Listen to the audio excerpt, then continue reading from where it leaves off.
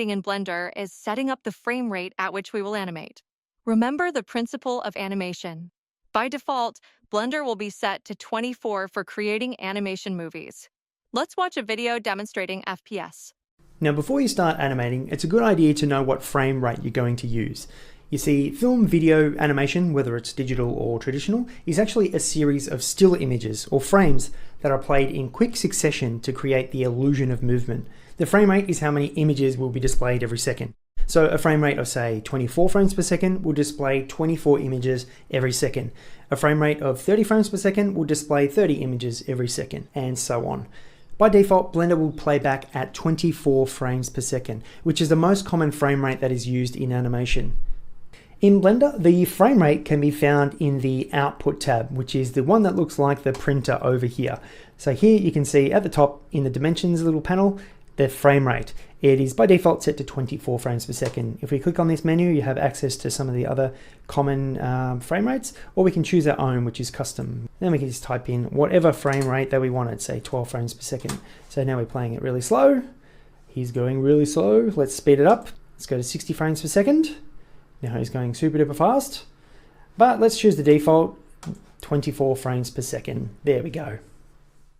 Now a higher frame rate will give the illusion of smoother motion, but it does have its downsides. You see, the more frames you have in your animation, the longer it's going to take to animate, and the longer it will also take to render. This could mean time and money. That and a few other reasons is why the default setting is 24 frames per second. Now you're probably saying, but hey, I'd like to play video games, and don't they run at 60 frames per second? So shouldn't I animate at 60 frames per second? Well, not actually. See, game engines can take the animation data and then sample the subframes that's in between each one of these frames and upsample it to translate it into 60 frames per second. So most games that run at 60 frames per second will actually be animated at 30 frames per second and upsampled. And if you're wondering why they choose 30, that is because it divides nice and evenly into 60. Now I can tell you that animating 30 frames is a lot easier than animating 60. Twice as easy, in fact. And you don't even need a calculator for that. Now when we're animating, it's always a nice thing to be able to actually see the correct frame rate that we specified in our settings actually displayed in our viewport. But if you have a look here up in the top left, I'm getting a red number. Now this signifies that there's too much information going on for my computer to keep up and calculate every frame. It can only do about 17 frames out of the 24. So there's a couple of things that we can do to speed this up. The first thing that we can do, if this is a really complicated scene, just make sure that you hide anything that isn't necessary, although that wasn't very dense, so it didn't help very much. The other thing we can do is check our playback settings. So up here in our sync settings, it will most likely by default be set to no sync. What that does is it's going to force the computer to show you every single frame. That's why he's running a little bit slow here. So if we change this to say frame dropping, what that's meant to do, although it hasn't helped in this situation, is it's meant to drop frames to kind of keep up with that. If it's going too slow, get rid of the frames it can't display to give you a better playback. I've always found that if you change it to AV sync, what that does is it uses the audio clock settings rather than the video clock settings, and it's going to give you a faster playback, although it's not showing you every single frame. So we're still getting 16 frames per second, but it's dropping the ones that it can't display in time, just to give you a better feedback of actually how fast he's moving and stuff like that. But you need to remember that not every single frame is actually being displayed here. If we want every frame to be displayed, it's always nice to get the 24 frames per second that we're after. So one easy way to do that is to force a simplification on the scene. Because in this one, our character is using a lot of subsurfs, and it's actually making the viewport a lot harder to calculate. It's going to jump here into our render settings, and that looks like the back of a digital camera. That's what that one is. And down here you see simplify. Now if we enable this, this will probably be set to 6 by start, but just drag that down to 0. And what that's going to do, it's going to turn off all of our subdivision surfaces, and now we're getting the 24 frames per second. Another thing to note is if you're using particles might actually be slowing it down. So here is the setting. If you've got a lot of grass or a lot of fur, you can drag this down to actually simplify the scene. When we activate Simplify, these are the viewport settings, and it hasn't changed our render settings unless we want to. So we can actually disable the subdivision surfaces in our render if we want, or we can just leave that at default. And if we always wanted to do a play blast or render out our viewport, we can disable this, render our viewport, then we get a nice looking OpenGL render with the subdivision surfaces enabled. So there we go. There's a couple of different ways that you can speed up your viewport. Make sure that you hide anything that isn't necessary. Turn on your AV sync and also turn on Simplify to make things run at the desired frame rate. Any animation created in Blender generates motion curves that can be edited in Blender using the graph editor. In the editor, you can change the pace of the animation and make corrections to the smoothness of the curves. Let's watch a video demonstrating the graph editor. The graph editor is the most advanced keyframe manipulator in Blender. To access the graph editor, you have a few options. In any workspace, you could go to the top left-hand corner of any panel and select Graph Editor from the drop-down. Alternatively, you can go to the Animation workspace and go to the Dope Sheet area. From there, you can hover over it and press Ctrl-Tab. This will toggle between the Dope Sheet and the graph editor.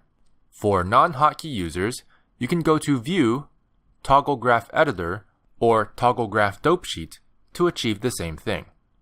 Compared to the Dope Sheet, the graph editor can do many of the same things, but also allows the user to view and edit the motion curves directly.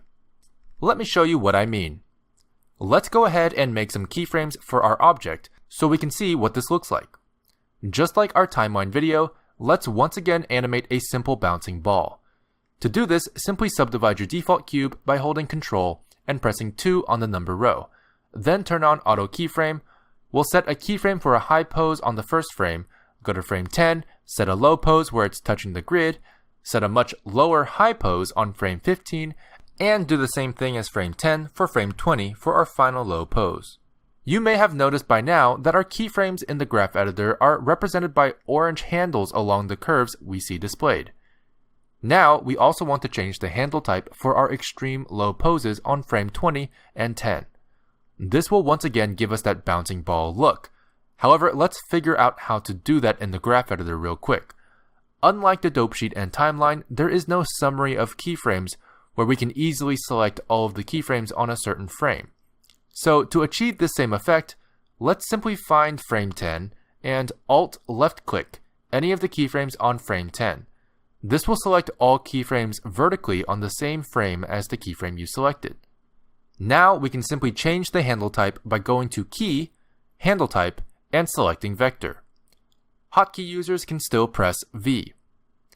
Now, as you can see, the handles have visually changed this time. Unlike the Dope Sheet and Timeline, the graph editor directly shows you what changing the handle type looks like in terms of the interpolation curves.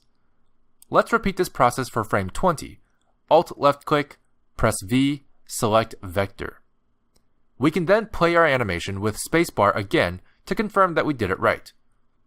Now let's observe our graph editor a little more closely to see how similar and how different it is from the Dope Sheet. Before we move on, I want to say that in case your graph editor is too zoomed in or you can't see all of your frames, simply hover over the graph editor and press Home. You can also go to View, View All.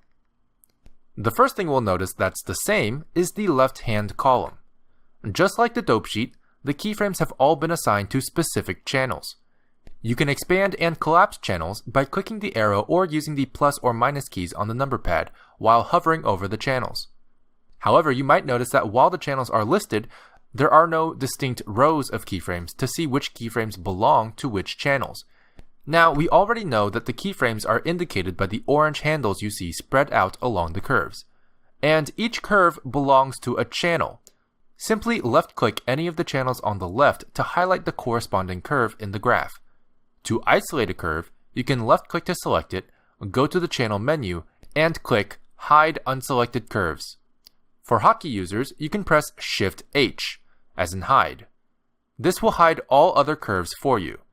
To unhide all other curves, simply go back into the same channel menu and select Reveal Curves. For hotkey users, you can press Alt-H. Now, let's go ahead and isolate only the location curves and try to manipulate our keyframes and curves using the graph editor. As you can see, each of the keyframes in each channel exists on their respective curves as these orange handles, which we can select and transform using the same selection and transformation options we typically have in Blender. I'm going to simply shift left click a few of these keyframes and start using G, S, and R to transform them. As you can see, moving, rotating, and scaling keyframes are all possible in the graph editor, allowing for very versatile and intuitive transformation of the curves. But what if we select a single handle? Each handle by itself is technically made up of 3 selectable parts: the main body and the 2 handlebars. By default, the endpoints of each handlebar can be transformed as a way to rotate the entire handle and manipulate the length of the handles, which affect how the curve interpolates between keyframes.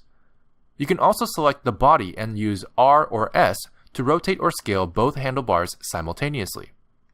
However, handle transformation differs depending on what handle type we use. For example, the vector handle types we have at the extreme low poses of our ball can be edited individually on each side. It also cannot be rotated, as vector handle types must point to the previous keyframe. Quick note, when you break an individual handlebar off of its default orientation, it will convert the keyframe handle type to free. Free is when both handles move independently from each other, and you can set it to free yourself manually. Feel free to experiment with other handle types. Another thing we talked about is the interpolation modes. Interpolation modes can also be very easily changed in the dope sheet and timeline, but we never talked about what they look like in the graph editor. Since the graph editor is comprised specifically of interpolated curves, the interpolation mode greatly affects how the interpolated curves look. Let's try a few by isolating the Z location curve and selecting all the keyframes by pressing A. We can then go into the key menu, go to interpolation mode, and select constant. As you can see, the constant interpolation mode removes all curve interpolation and simply repeats the previous keyframe's value until it encounters another keyframe. If this looks like a familiar pattern to you, it might be because you saw it in the interpolation mode menu for constant. As you can see, each of the interpolation modes has an icon that represents what the curves look like when in that mode. Feel free to test out these modes to better understand them. Bezier, however, is the default, and we'll be changing ours back to Bezier for now. Now that we've gotten basic curve manipulation out of the way, let's talk about more advanced curve manipulation options, specifically curve modifiers. Curve modifiers are similar to mesh modifiers in that they are extremely powerful, non-destructive functions that can help you alter and adjust your curves. There are a few curve modifiers, but to demonstrate this, I'm going to show you how to use the noise curve modifier. To add curve modifiers, simply open the right-hand side menu in the graph editor. You can do this by clicking the arrow icon on the right or pressing the N key. From this right-hand side menu, go to the Modifiers tab. Make sure you have the curve you want to modify selected. We'll go ahead and select our Z location curve by clicking on the Z location channel on the left-hand side. Then we can go into the Add Modifier drop-down menu and select Noise. For hotkey users, you can simply hover over the graph editor and press Ctrl-Shift-M and select Noise from that menu. Immediately, you can see how the noise modifier affects our curve, as the curve now has a noise pattern added all throughout it.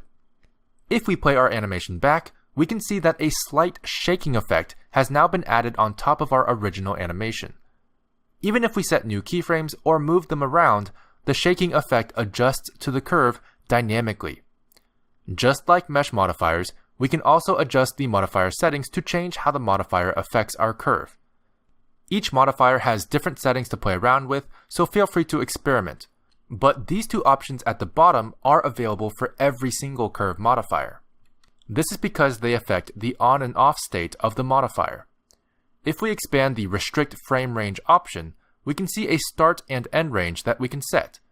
This will allow us to restrict the effect of the modifier to specific frames along our curve. Additionally, the in and out frames will allow us to fade the modifier influence in and out a certain number of frames.